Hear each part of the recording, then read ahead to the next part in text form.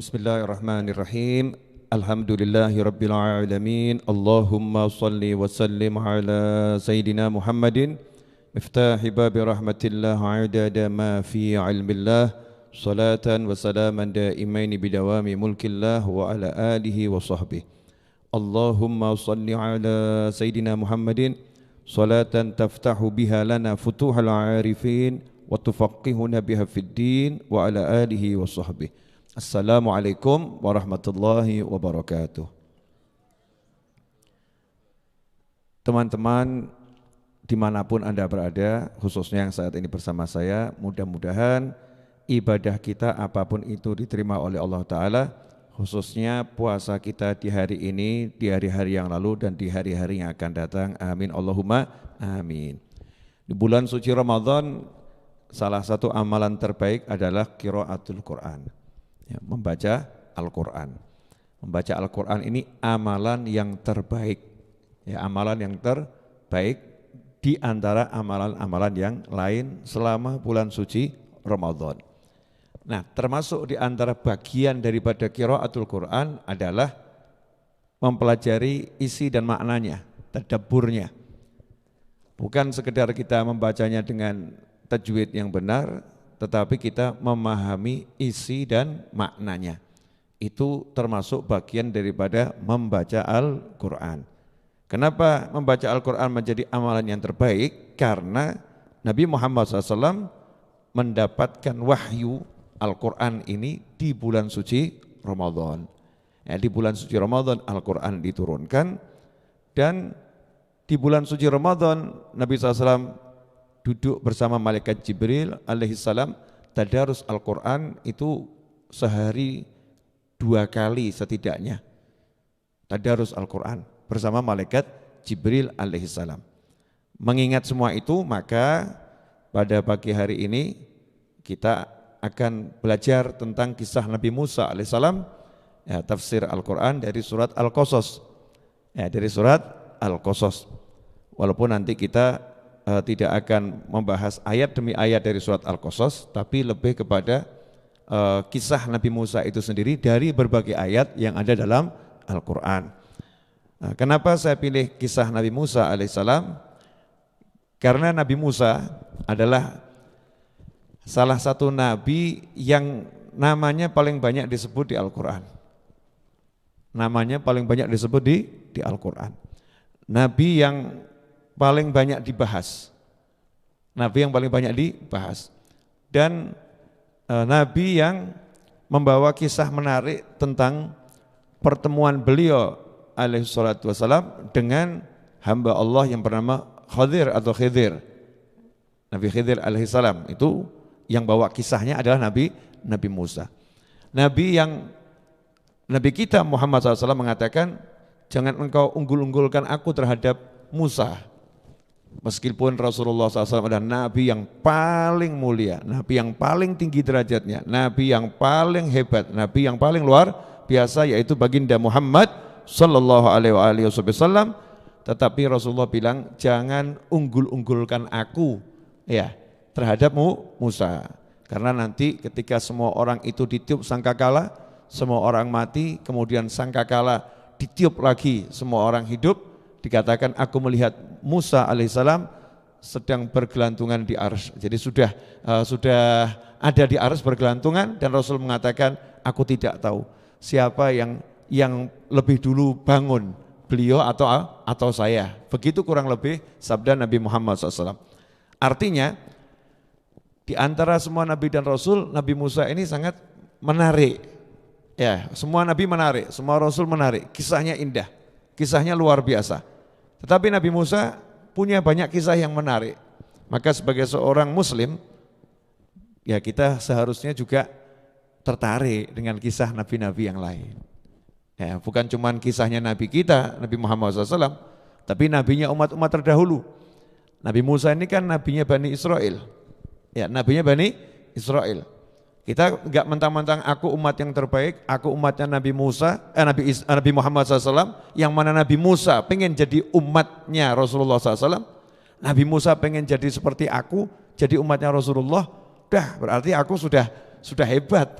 Ya, enggak perlu aku belajar kisah Nabi Musa, wong sudah punya Nabi Muhammad SAW, ngapain belajar kisah Nabi Musa? Ini namanya umat enggak jelas kalau ngomongnya seperti ini. Ya, yang jelas umatnya Rasulullah SAW menghormati semua Nabi dan Rasul, mengimani semua Nabi dan Rasul yang diutus oleh Allah Ta'ala, dan oleh Allah diajari untuk belajar kisah-kisah beliau-beliau semua. Nah, kalau kita buka surat Al-Qasas, ya, surat Al-Qasas dari ayat yang pertama, di situ sudah disebutkan Ta Sin Mim tilka ayatul kitabil mubin natlu 'alaika min naba'i Musa wa Fir'aun bil haqqi liqaumin yu'minun. Langsung Allah menjelaskan tentang kami akan bacakan kepadamu, ceritakan kepadamu berita tentang Musa dan Fir'aun dengan benar bagi orang-orang yang mau percaya, orang-orang yang beriman kepada Allah Subhanahu wa Ta'ala. Ini kita bahas ya. Surat Al-Qasas ini menarik dari semua surat dalam Al-Quran. Surat Al-Qasas itu satu-satunya surat yang membahas, ya, satu-satunya surat yang membahas kisah, tidak menyertakan kisah Nabi dan lain. Satu-satunya surat dalam Al-Quran yang bahas kisah para Nabi, tapi enggak bahas Nabi yang lain. Yang dibahas hanya Nabi Musa dan Fir'aun. Itu di surat Al-Qasas. Kalau kita baca surat yang lain, nanti di dalamnya ada ayat yang menjelaskan Nabi Musa.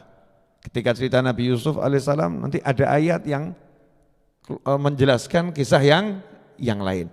Tapi ketika menjelaskan kisah Nabi Musa dan Fir'aun di surat Al-Qasas, Allah enggak menceritakan kisah nabi-nabi yang lain. Ya, sampai Allah mengatakan di sini, natlu 'alaika, kami akan membacakan kepadamu. Ini mukjizatnya Nabi Muhammad SAW. Rasulullah SAW itu tidak hidup bersama ahli dongeng, enggak hidup bersama ahli sejarah.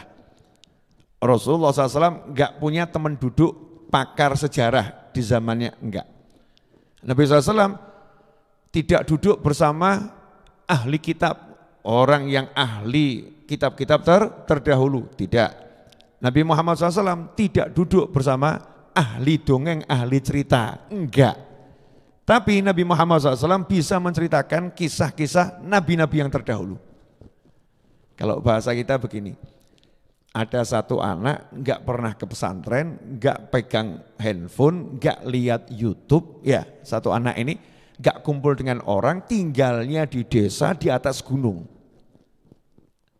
Orang tuanya sudah meninggal.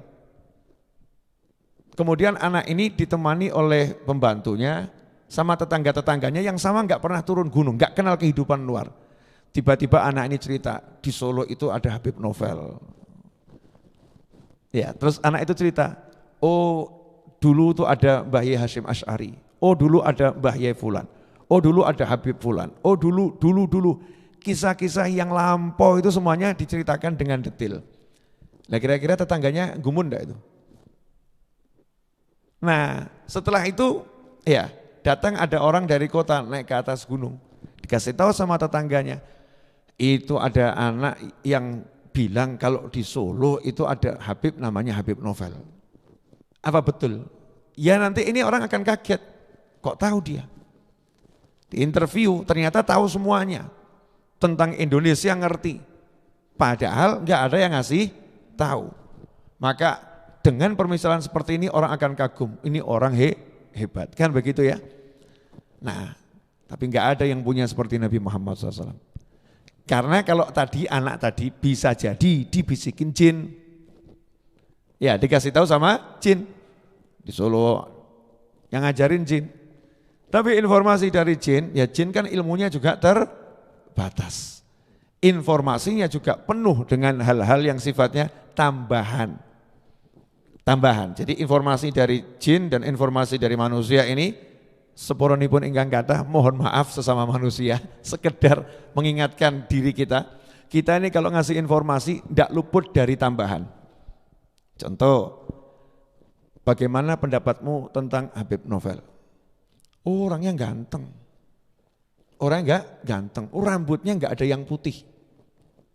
Ini kira-kira ceritanya benar atau sudah ada tambahannya ini? Rambut saya kan sudah hampir putih semua. Kalau sekarang ini kan coklat tua karena mergo asemiru disemir.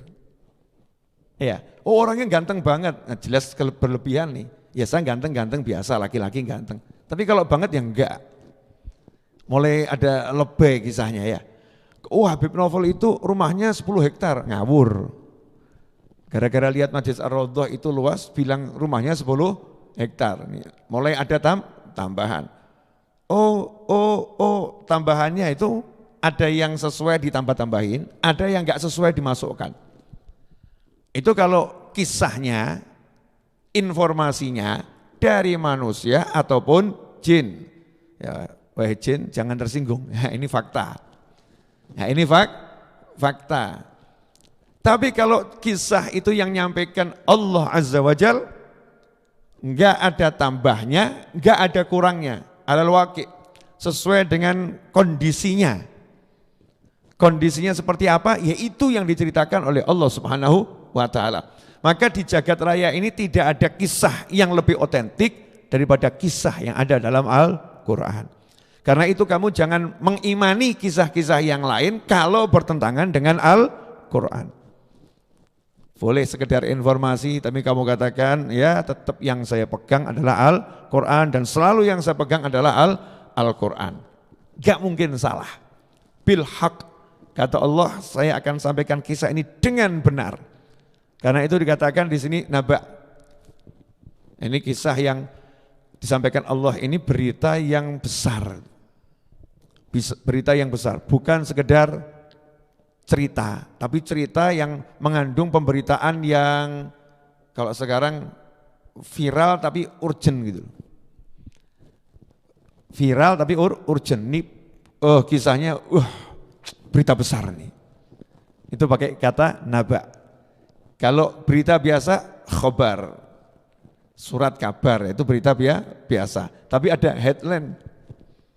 Nih headline-nya ini biasanya beritanya super ya, beritanya super. Nah di Al-Quran ini di surat Al-Qasas Allah mengatakan, Natlu alaika min naba'i Musa wa fir'auna bil haqqi liqaumi yu'minun. Kami akan bacakan kepadamu wahai Nabi Muhammad SAW bagian daripada berita besar yang jadi headline, yang urgent, yang luar biasa tentang kisahnya Musa dan Fir'aun bil haq. Kisah yang otentik, enggak tambahin, yang benar. Liqaumi yu'minun. Kami ceritakan ini untuk orang-orang yang mau percaya, orang-orang yang beriman kepada Allah Subhanahu wa ta'ala. Nah, kenapa surat Al-Qasas ini hanya menceritakan kisah Nabi Musa dan Fir'aun?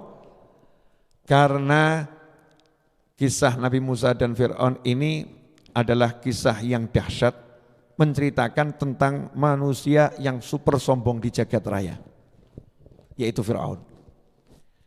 Dan bagaimana orang yang lemah dijadikan oleh Allah Ta'ala sebagai penakluk orang yang paling sombong di jagat raya. Antara super sombong dan ngaku super kuat, ngaku super hebat berdasarkan kondisi yang ada, punya kerajaan yang besar, punya bala tentara yang berlapis-lapis, ya, ada pasukan ini, ada pasukan ini, ada ahli ini, lengkap itu di kerajaan kerajaan Fir'aun, ya, di kerajaan Fir'aun lengkap, dan diutus Nabi dari kelompok yang lemah, yaitu Bani Israel, yang saat itu dijadikan budak. Bani Israel dijadikan budak oleh Fir'aun. Fir'aun punya kerajaan yang bagaimana? Besar, kerajaan yang kokoh, bala tentaranya itu berjenis-jenis, berlapis-lapis, berahli-ahli. Ya, Bani Israel lemah, kelasnya kelas budak. Nah Allah katakan di sini kisah Nabi Musa dan Fir'aun yang zalim itu. Fir'aun yang lalim itu. Fir'aun yang sombongnya luar biasa. Allah akan tunjukkan yang sombong itu kalahnya sama yang lemah. Jadi untuk mengalahkan yang sombong ini Allah tidak datangkan seorang raja dari negara lain yang punya kekuasaan besar pula. Allah enggak datangkan seorang rakyat yang punya pasukan. Sampai hari ini kan tidak ada sejarahnya Nabi Musa punya pasukan. Betul. Kan dibaca di Al-Quran itu, bahkan Nabi Musa ngajak kaumnya, yuk kita perang lawan Fir'aun. Jawaban kaumnya, mangkato dewi. Silahkan jalan sendiri, kamu berperang saja, ajak Tuhanmu perang lawan Fir'aun. Kita duduk di sini. Ini kira-kira kurang ajar. Ya sangat kurang ajar. Tidak punya pasukan, sendiri. Ya Nabi Musa sendiri. Punyanya apa? Mustad'afin, orang-orang yang lemah. Orang-orang yang diremehkan, orang-orang yang dipandang sebelah mata. Nenek-nenek, kakek-kakek, anak-anak kecil. Kira-kira melawan Fir'aun menang enggak? Hitam di atas putih, hitungan kertas, kalah total. Ya kalah total. Justru hitungan kalah total ini yang dipakai Allah untuk membuktikan bahwasannya yang super sombong itu dia akan kalahnya sama anak-anak kecil, wanita tua, nenek-nenek di bawah pimpinan seorang nabiku terpilih yaitu Musa alaihissalam. Sehingga untuk mengalahkan kekuatan yang super besar enggak perlu angkat senjata, ya enggak perlu angkat senjata, enggak perlu buat pasukan, kumpulin nenek-nenek sama kakek-kakek sama anak-anak, dipimpin sama orang yang lurus di jalan Allah Subhanahu wa taala dan orangnya juga enggak ngangkat senjata, diplomasi langsung kepada yang zalim, yang sombong yang namanya Fir'aun. Hasilnya Fir'aun KO total. Kalah tuh total. Jelas semuanya? Ya, insya Allah jelas. Ya, ini jangan suruh saya teriak-teriak terus, ini Ramadan ini. Kopi enggak disediakan, teh enggak disediakan, air enggak disediakan. Kan. Siapa tahu saya lupa minum gitu kan. Ya. Disediakan kan godaan ya. Siapa tahu saya lupa minum gitu. Enggak ada yang mendoakan semoga Habib lupa biar enggak kehausan ya. Dulu waktu saya masih kecil tuh anak-anak sekolah ya, doanya Allahumma ya Allah mudah-mudahan nanti pulang sekolah lupa minum air dari kulkas ya. Mudah-mudahan lupa minum, itu doanya dulu. Dan sampai sekarang itu Mas Cahyo masih berdoa yang sama. Ya, entah Cahyo yang mana ya. Mas Edwin juga. Tidak doa tapi kalau lupa ya alhamdulillah rezeki. Lanjut insyaallah. Bagaimana Allah menceritakan tentang Fir'aun ini? Kok kenapa dikatakan Fir'aun ini sombongnya super sombong? Di ayat yang keempat surat Al-Qasas, inna fir'auna ala fil ard. Sesungguhnya Fir'aun itu dia berbuat, kalau diterjemahkan Indonesia, sewenang-wenang sombong. Tapi dari kata ala ya'alu, meninggi. Jadi sifatnya Fir'aun ini selalu meninggi. Ya, menyombongkan diri. Menyombongkan diri dengan semuanya. Dengan hartanya dia sombong. Dengan pasukannya dia sombong. Dengan kekuasaannya dia sombong. Ala fil ard. Dia merasa yang paling tinggi di muka bumi adalah dia. Kekuasaannya yang paling hebat dia. Yang paling besar atau banyak hartanya adalah dia. Itu makna Fir'aun ala. Dia paling tinggi. Nah, karena paling tinggi dengan semua kekuasaan yang dimiliki, maka Fir'aun sewenang-wenang. Maka Fir'aun zalim. Maka Fir'aun suka membunuh. Maka Fir'aun suka menyiksa. Kenapa? Gak ada yang bisa menyentuh aku. Aku paling tinggi, yang lain di bawah. Gak ada yang bisa mengusik aku. Gak ada yang bisa jatuhin aku. Karena aku yang paling tinggi. Nah, dikatakan Fir'aun ini saking merasa paling tingginya, ya, Fir'aun itu bukan sekedar tinggi biasa, sampai dia mencari yang paling tinggi itu siapa? Oh, dia bilang Allah kok paling tinggi. Nah, kalau paling tinggi masih jadi manusia kan berarti ada yang lebih tinggi. Maka Fir'aun itu mengatakan, aku Tuhan kalian. Spol toh ya. Ada enggak yang lebih tinggi dari Tuhan? Enggak ada. Jadi Fir'aun ini ngambil pangkat sombong yang paling super. Raja yang zalim, misalnya begitu ya. Masih ada raja lain yang mungkin lebih zalim. Raja yang paling zalim, raja yang paling kuat, raja yang paling perkasa. Oh, masih ada makhluk Allah lain, namanya malaikat lebih kuat dari kamu. Ada Allah Tuhannya jagat raya yang paling kuat dari semua yang kuat. Karena Fir'aun paham itu, bisa muncul itu di benak manusia yang nyembah patung, manusia yang nyembah pohon saat itu. Ya, di masa Fir'aun. Jadi sesembahan kalian siapapun itu di bawah saya. Keren. Kenapa? Karena aku Tuhannya kalian semua. Itu kalimatnya Fir'aun. Sombongnya luar biasa. Makanya kalau kita di zaman ini lihat ada orang sombong, jangan kaget. Kenapa? Klasteri. Baru sombong klasteri. Sombongnya Habib, Ustadz, Yai, orang itu sombongnya luar biasa. Ngaku paling cantik satu kota. Baru ngaku paling cantik satu kota. Belum satu negara. Belum satu dunia. Ini masih sombong klasteri. Lalu yang sombongnya seperti itu aja hancur. Apalagi yang klasteri. Oh, enggak punya apa-apa kok nyombongkan diri. Wajah baru paling cantik satu rumah dan enggak ada orang lain selain dia. Paling cantik satu rumah, sementara enggak ada orang lain paling seperti dia. Yang lain laki, perempuannya cuman dia. Aku yang paling cantik, tapi dia merasa paling cantik satu dunia. Merasa paling cantik satu dunia. Ini kan enggak layak sombong ya. Nah kalau Fir'aun itu masih mending, memang kerajaannya besar. Dan terbesar saat itu. Pasukannya hebat, memang terhebat saat itu. Hartanya banyak, memang paling kaya saat itu. Jadi dia sombong itu memang ya punya alasan gitu loh. Alasan buat sombong lengkap itu Fir'aun. Walaupun orang gak boleh sombong. Tapi Fir'aun punya alasan untuk sombong. Lah kita ini gak punya alasan buat sombong kan yang ngungkuli Fir'aun ini. Gak punya alasan buat sombong tapi sombong. Kan gak level nih sombongnya sama Fir'aun. Sombongnya Fir'aun ini sampai tingkatan aku Tuhan. Dikatakan dalam surat Al-Qasas ayat yang keempat, wa ja'ala ahlaha syi'a.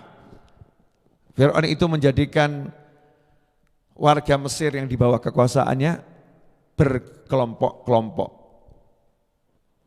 kasta-kasta. Saking jahatnya Fir'aun, tadinya di Mesir itu tidak ada kasta. Kasta ningrat enggak ada. Mesir itu asalnya warga aslinya namanya Kipti, penduduk asli Mesir. Ya, bangsanya apa suku? Kipti. Salah satunya adalah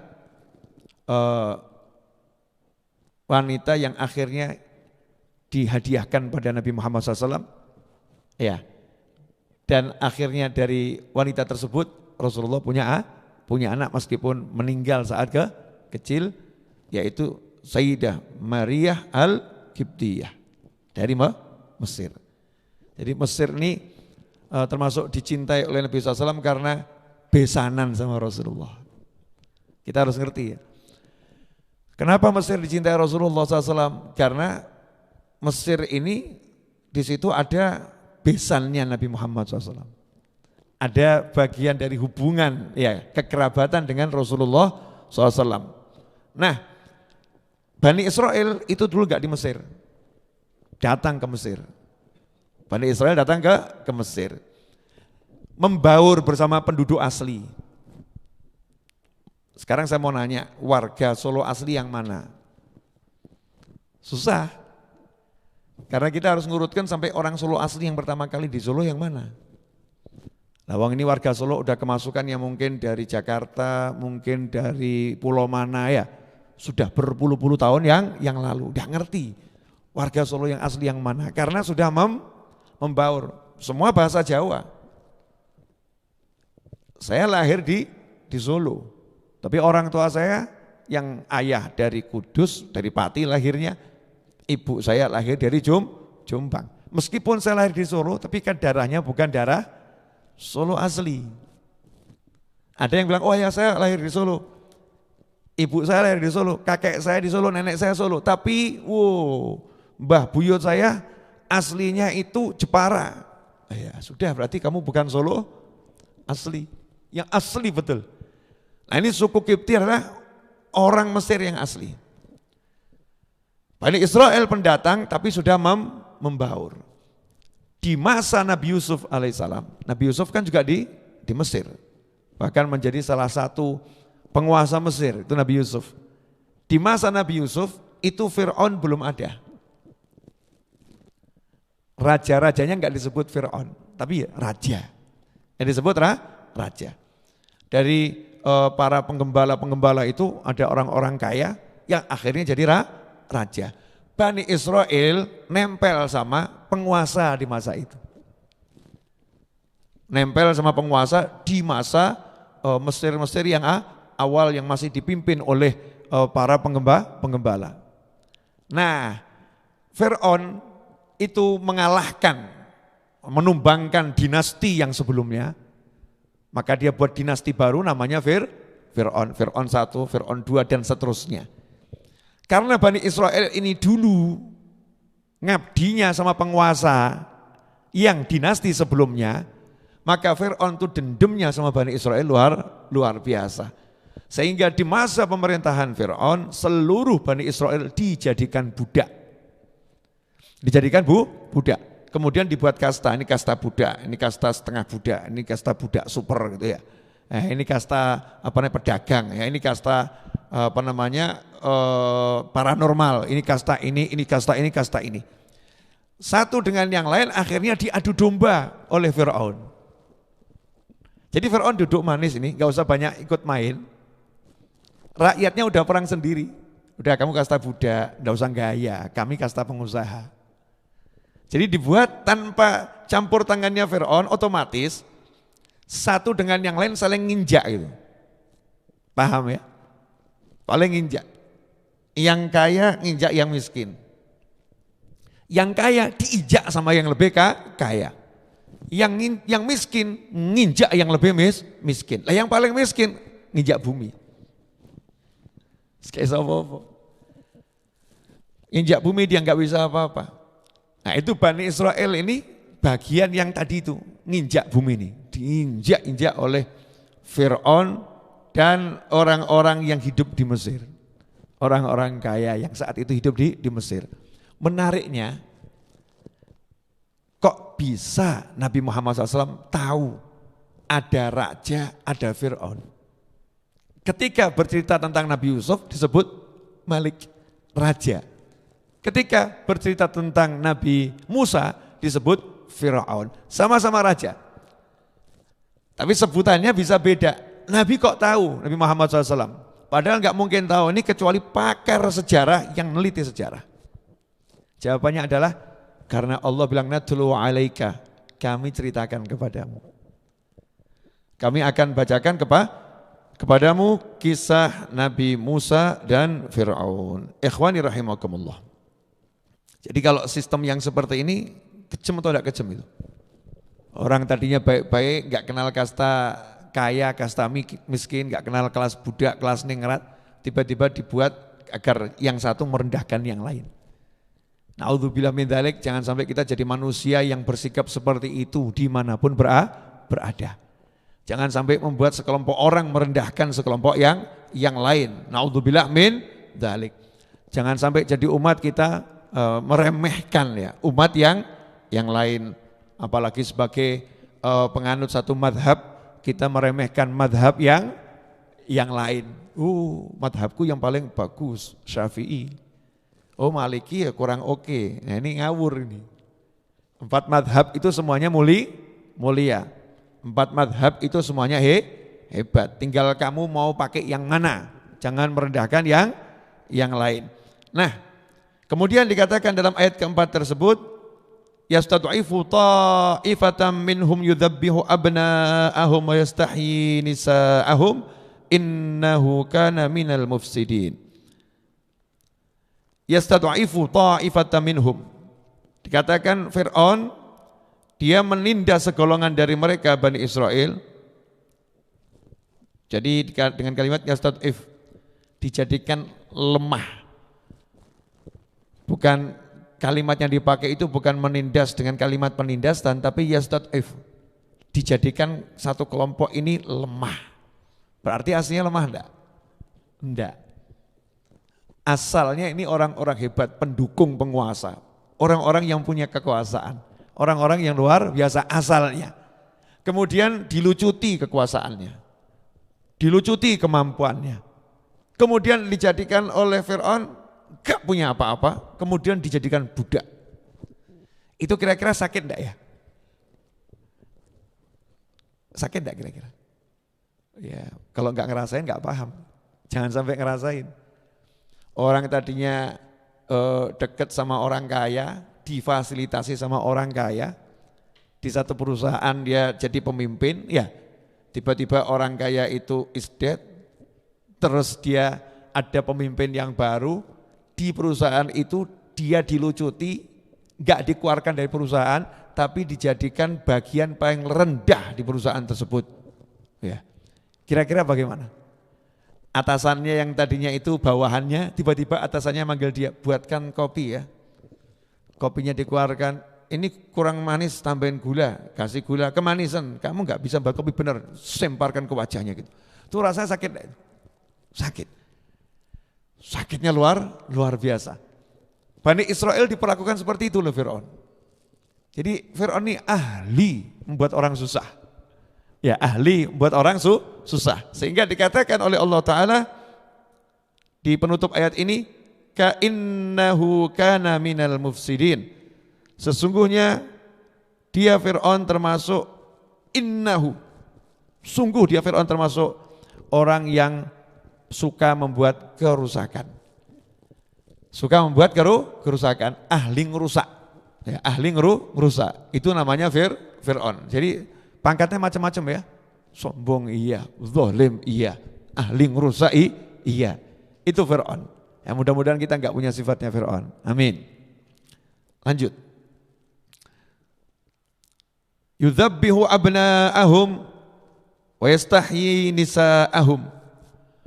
Selain dijadikan budak, selain dijadikan kasta paling rendah, selain dihinakan, diinjak-injak, Bani Israel itu oleh Fir'aun dikasih tambahan lagi, tambahan kehinaan. Kalau lahir bayi laki-laki dibunuh. Dibunuhnya itu caranya macam-macam. Di antara caranya adalah dengan disembelih. Yudzabih. Jadi ada yang pasukannya Fir'aun ini ditugaskan untuk ngecek wanita-wanita hamil, didata dengan sistem pendataan yang super canggih di masa Fir'aun, sehingga bisa tahu ya ini bayinya kelihatannya bakal lahir laki-laki, ini bakal lahir perempuan, diawasi benar. Begitu laki di depan ibunya langsung disembelih. Sadis itu, super sadis.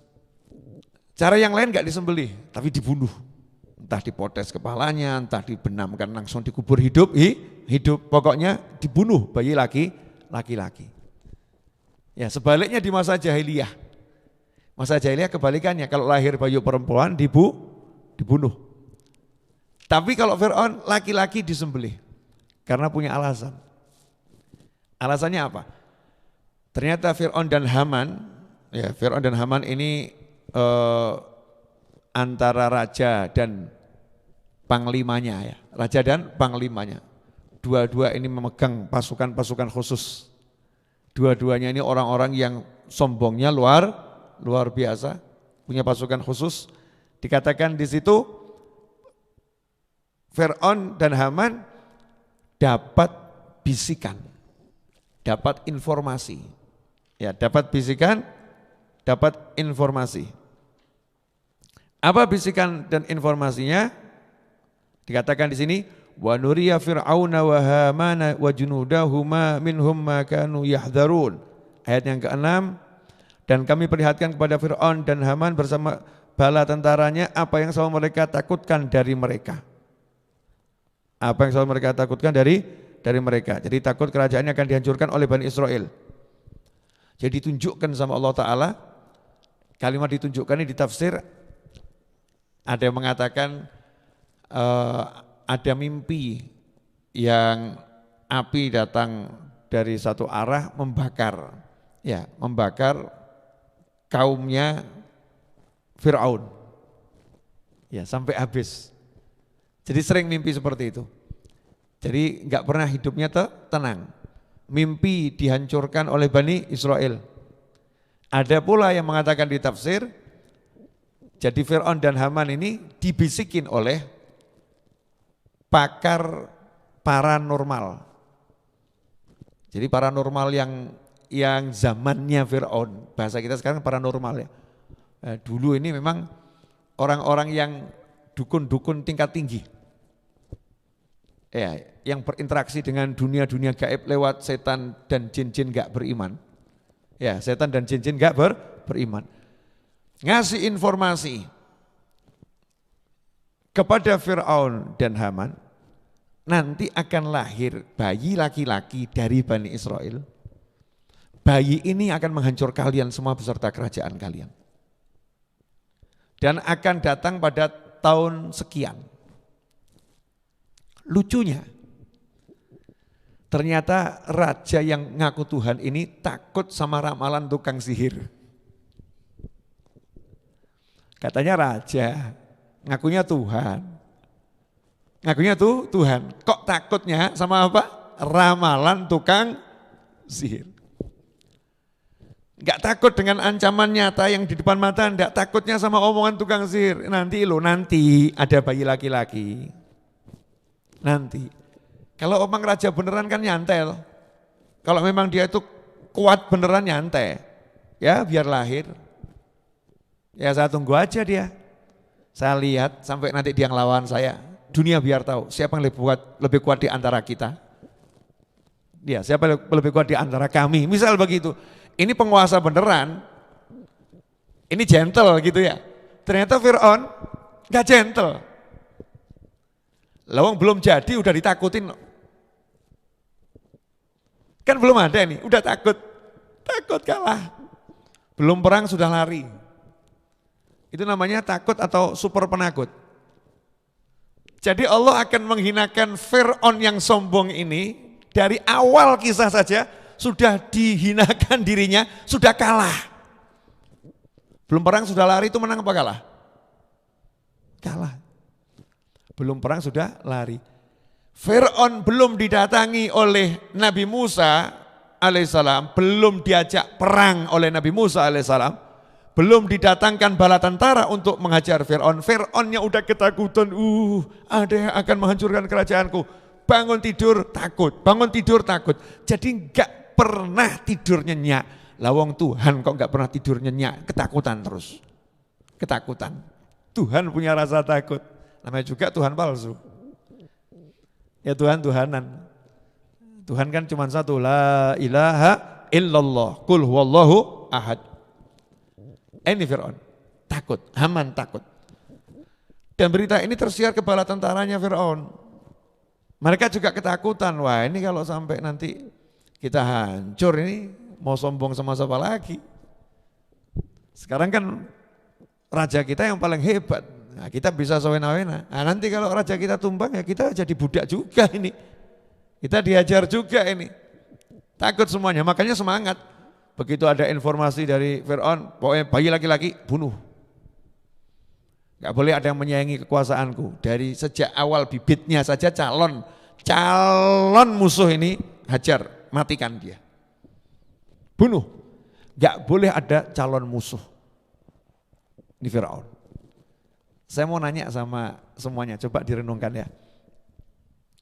Lihat bagaimana cara Allah mengajak kita melihat. Ya, lihat ya, bagaimana cara Allah mengajak kita untuk melihat. Orang yang sombong itu ternyata sama Allah pertama kali dikalahkan oleh dirinya sendiri. Sebelum orang lain. Jadi sebetulnya orang sombong itu orang yang lemah. Gak ada orang sombong kuat. Dikalahkan oleh dirinya sendiri. Nomor satu, Allah kalahkan dengan rasa takut kehilangan kekuasaan yang dia jadikan kesombongan. Betul enggak? Jadi Fir'aun itu takut sama bayi laki-laki, apa karena takut sama bayinya atau takut bayi ini akan menghilangkan kekuasaannya? Takut bayi ini akan menghilangkan kekuasaannya. Jadi musuhnya Fir'aun itu apa? Ketakutan kehilangan kekuasaan. Betul? Musuhnya Fir'aun adalah rasa takut kehilangan kekuasaan. Kalau orang merasa aku paling berkuasa, Nah, kok dia takut kehilangan kekuasaan, berarti itu orang itu paling berkuasa atau paling lemah? Paling lemah. Kenapa paling lemah? Lawang melawan ketakutan di dirinya sendiri aja nggak mampu kok. Nggak mampu melawan dirinya sendiri. Karena itu Nabi Muhammad SAW menyatakan, orang yang kuat itu bukan orang yang pandai gulat. Orang yang duel terus menangan, bukan itu. Tapi orang yang kuat itu orang yang bisa mengalahkan dirinya sendiri, menguasai dirinya. Full control, ya, dirinya dikontrol dengan semaksimal mungkin. Dia bisa kendalikan dirinya dengan izin Allah Subhanahu wa taala. Ini orang yang paling kuat. Makanya Muslim itu menjadi manusia yang paling kuat. Ya, Muslim itu jadi manusia yang paling kuat. Karena sejak awal tidak takut kehilangan apapun. Nyawanya hilang, pasti mati. Ya pasti mati. Perkara matinya nanti besok lusa pasti mati. Yang penting husnul khotimah, caranya yang betul. Kan begitu ya. Mati yang manfaat. Mati ketika mati meninggal dunia menyenangkan orang. Jangan sampai meninggal dunia membuat susah orang. Meninggal waktu ibadah, sholat, zikir, baca Al-Quran. Jangan meninggal ya dengan menyakiti orang lain. Masya Allah. Kemudian punya duit, Muslim, gak takut kehilangan. Makanya Muslim yang sejati sedekah gak kakean mikir. Nyah, gak kakean loh ya. Mikir tapi gak kakean. Dia pikirkan SPP anak, dia pikirkan kontrakan rumah, dia pikirkan ya, mikir tapi enggak kebanyakan mikir. Nih ada tabungan, ini buat kontrakan 7 tahun ke depan, lu kakek mikir ini. Masih 7 tahun kok dipikir sekarang. Sekarang bagikan buat sedekah sana, sedekah sini. Tidak takut kehilangan hartanya. Kedudukan, kedudukan dulu yang tidak punya sekarang dikasih, nanti juga diambil sama Allah Ta'ala. Jadi hilang ya nyantai saja, yang penting saya jaga amanat sebagai pemimpin. Saya sebagai ketua kelas misal begitu, saya jaga amanat nih sebagai ketua kelas. Saya sebagai ketua RT, saya jaga amanat sebagai ketua RT. Nanti kalau mau diganti sama yang lain yang enggak jadi masalah. Enggak ada rasa takut kehilangan. Ya, inna lillahi wa inna ilaihi raji'un. Kami miliknya Allah Ta'ala. Kepada Allah kami kembali. Tapi Fir'aun ngakunya Tuhan. Tuhan kok takut kehilangan?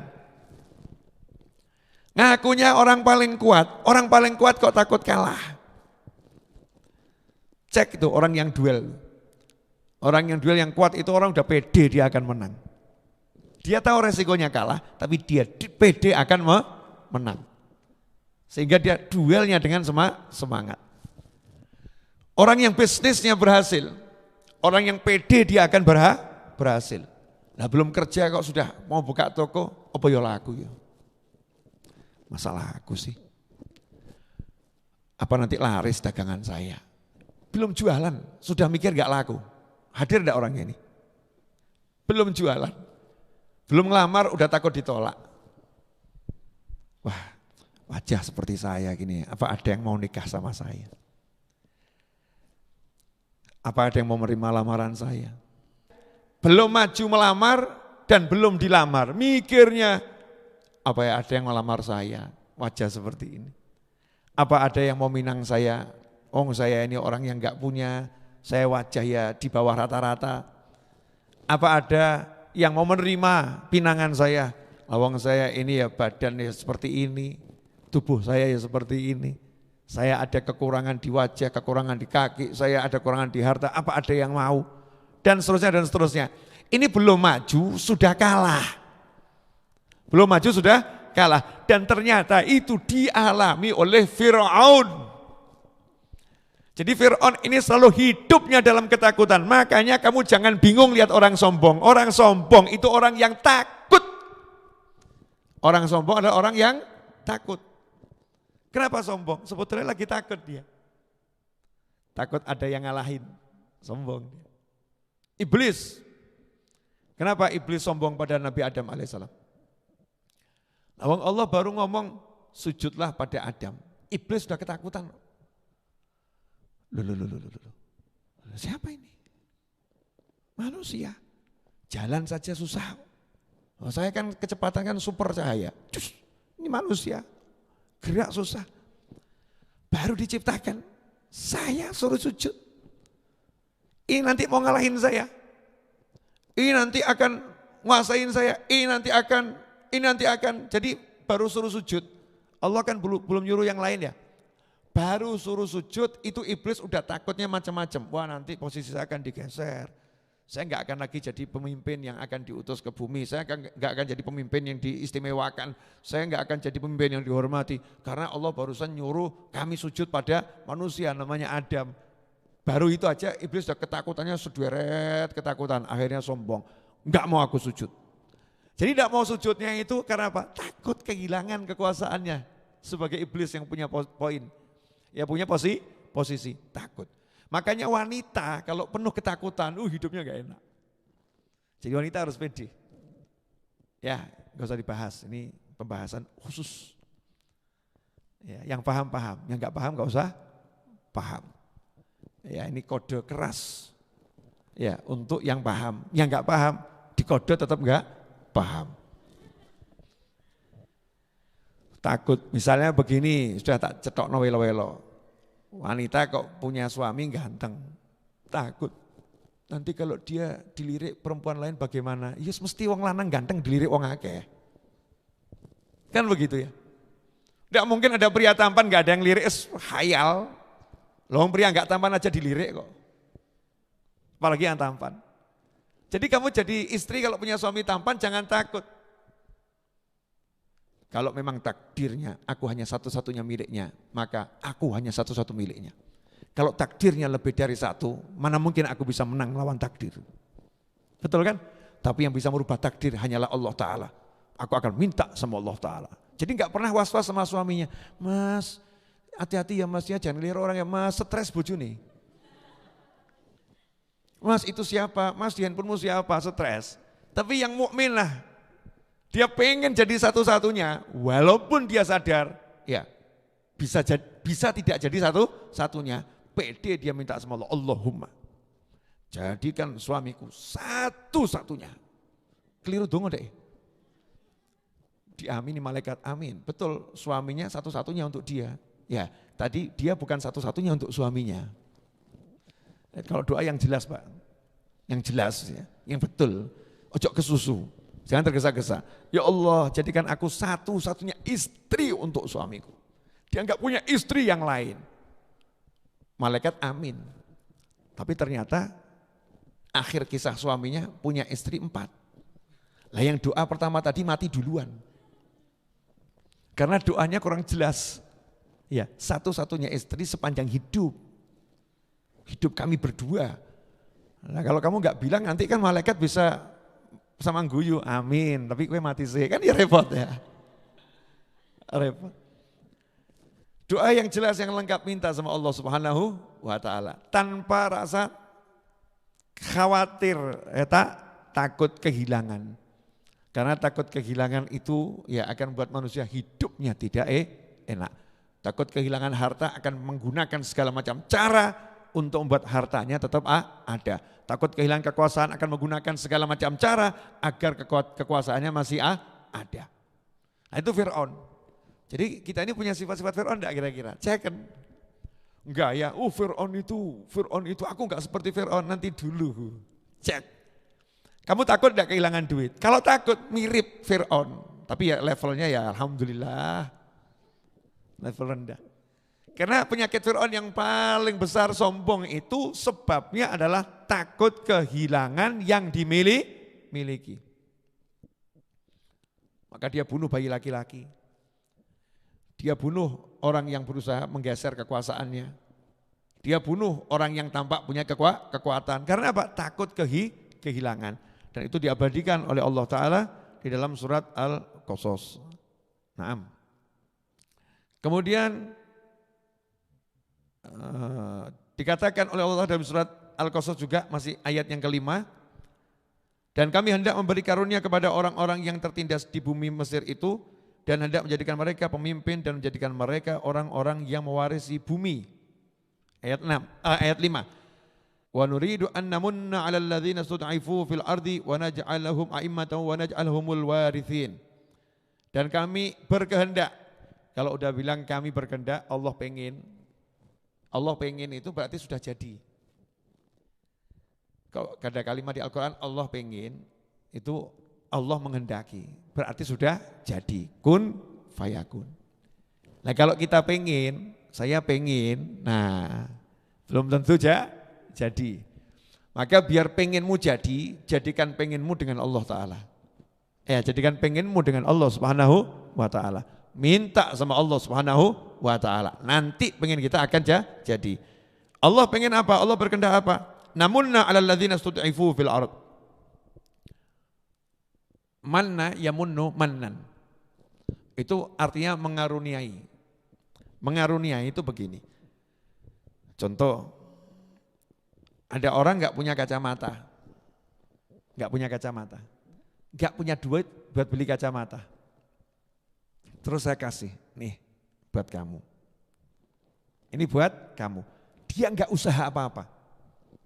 Tiba-tiba dapat kacamata. Itu namanya dia dapat minnah, dapat karunia, rezeki nomplok. Tak terduga-duga, rezeki nomplok. Ini Allah bilang kepada Bani Israel, kami akan jadikan orang-orang yang ditindas, yang dihinakan, yang dilemahkan tersebut di Mesir, yaitu Bani Israel, akan kami kasih karunia, mereka akan jadi pemimpin. Mesti kan kalau orang mikir ya, caranya piye? Duit gak punya, kasta budak kelas paling rendah. Gak pernah latihan militer, gak pernah latihan perang, gak ada. Gak pernah latihan apa-apa. Yang ada ya ditindas. Nah, kalau Allah bilang, dah kami akan jadikan mereka itulah pemimpin Mesir. Kun fayakun. Ojo mikir, karena itu karunia dari Allah Subhanahu wa Ta'ala. Makanya kamu juga jangan sombong dan mengatakan gak mungkin dia bisa jadi wali Allah. Gak mungkin dia bisa akan jadi orang yang sukses. Gak mungkin karena kamu lihat kondisinya saat ini. Oh saat ini dia begitu kok. Orangnya begitu, masa mau jadi orang yang sukses? Karena minnah itu ada. Karunia Allah itu ada. Kadang Allah tuh ngasih karunia hanya untuk merendahkan orang-orang yang gak mau memuliakan Allah Ta'ala. Ini yang namanya Fir'aun sombongnya luar biasa kepada Bani Israel. Nah Allah pengen merendahkan Fir'aun dan bala tentaranya ini, maka Bani Israel sama Allah dikasih gitu aja.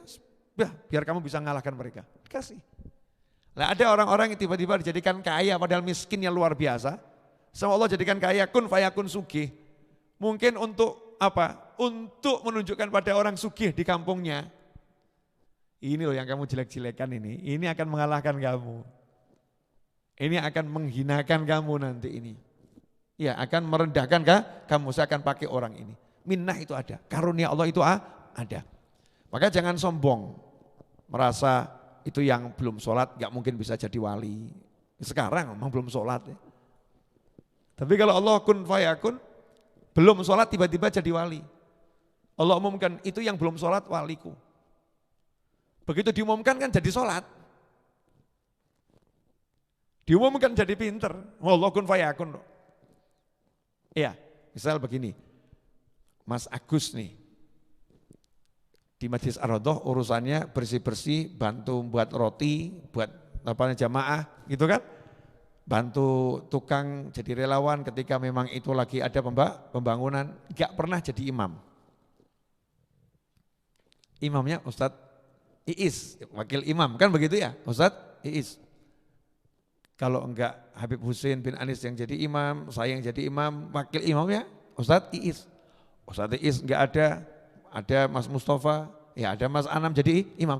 Mas Agus Yoko enggak pernah disebut jadi imam. Tapi saya yang mimpin Majlis Ar-Raudhah. Tiba-tiba saya ngomong, Agus kamu jadi imam. Sekarang kan belum ya, nanti kamu jadi imam. Gitu ya. Nah saat itu juga jabatannya apa? Ya imam, betul kan? Saat itu juga jabatannya imam. Siapa yang ngasih? Saya. Nah kalau saya ngasih dia jadi imam, saya akan ngajarin toh ya. kamu nanti begini ya, yang dibaca ini. Begitulah Allah Ta'ala kalau ngangkat walinya. Dia waliku. Walaupun dia belum sholat, tiba-tiba begitu dia waliku, ya dijadikan wali. Dijadikan ahli sholat, ahli puasa, ahli amal soleh, anti hal-hal yang tidak diridhoi Allah Subhanahu wa Ta'ala. Kun fayakun. Maka jangan sombong dalam kehidupan ini. Jangan merasa gak mungkin yang itu bisa jadi orang kaya, gak mungkin yang itu bisa jadi orang sukses. Itu kita lagi sombong sama Allah. Maka jangan ngitung-ngitung pakai angka-angka, itu jangan. Allah bisa menjadikan siapapun jadi apapun bi-idznillah. La haula wa la quwata illa billah. Karena itu Allah katakan di dalam surat Al-Qasas tersebut, bahwasanya kami akan jadikan alladzina stud'ifu fil ard, orang-orang yang tertindas di bumi Mesir itu sebagai pemimpin, wa naj'alahum a'immatan wa naj'alhumul warithin, dijadikan pemimpin. Dan menariknya dikatakan jadi pemimpinnya bukan di tempat lain. Wa numakkina lahum fil ardi, dijadikan pemimpinnya di Mesir. Nah, kalau orang tertindas melarikan diri ke tempat lain jadi pemimpin ya wajar. Bisa atau ya? Pindah terjadi pemimpin di tempat lain, bisa. Ini enggak. Jadi pemimpinnya ya di tempat di mana dia ditindas tadi. Dia ditindas di Mesir, dia dihinakan di Mesir, Allah akan jadikan dia pemimpinnya Mesir. Ini kan sesuatu yang luar biasa. Caranya gimana? Nah, ini akan kita pelajari insyaallah selama 5 hari. Selama 5 hari sejak terhitung hari ini, pagi jam 10 kurang lebih, lanjut nanti malam pada tarawih jam 10 kurang lebih ya.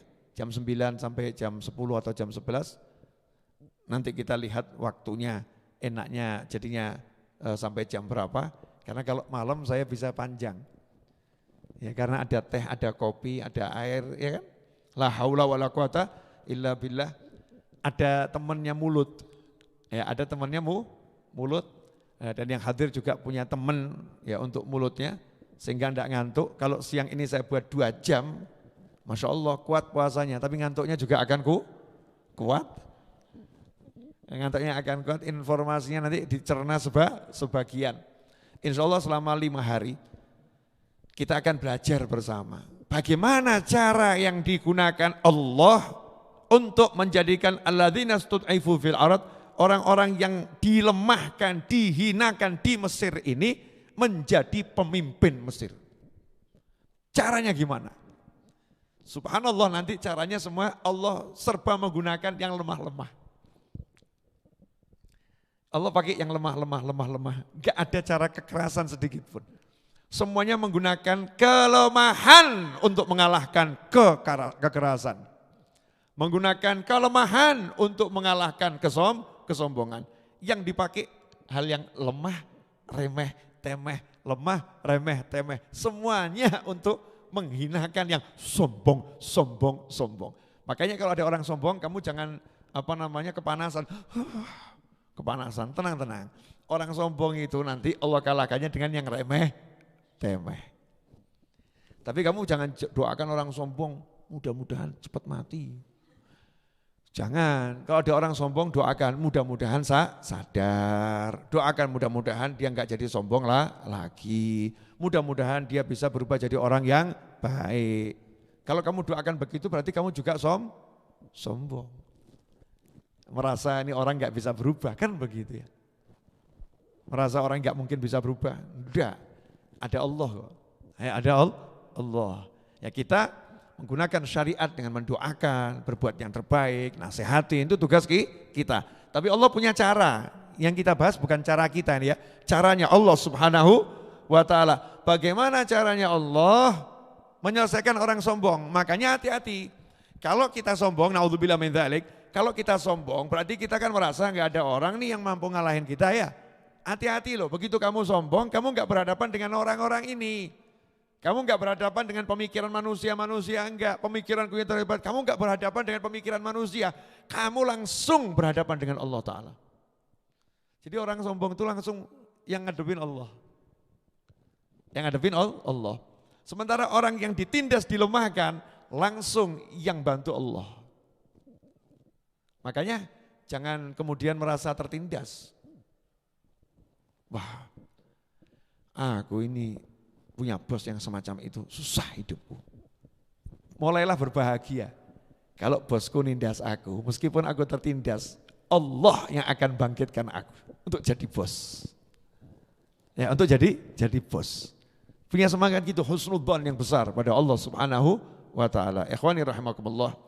Ya, tidak terasa saya udah berbicara, kalau saya enggak salah kurang lebih hampir 1 jam. Mas Hamdani, coba dicek, saya udah bicara 1 jam atau belum Mas Hamdani? Ya, nyantai dulu ya. Ada yang nyatet tadi saya mulai jam berapa? 10:30 kalau enggak salah ya. Sekarang udah jam 11:30 lewat. Saya udah bicara 1 jam. Terasa enggak?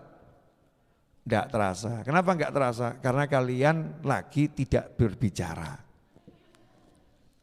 Ya, kalian mendengarkan. Saya yang berbicara. Alhamdulillah terasa. Ya, terasa apa? Kering di bibir. Ya, di bibir kering. Di tenggorokan sedikit, ya sedikit kering. Nah, insya Allah kita akan lanjutkan nanti malam. Ya, insya Allah sekarang saatnya sedikit untuk teman-teman di media Zoom. Silahkan kalau ada yang mau bertanya, Mas Fadli, tafadhol.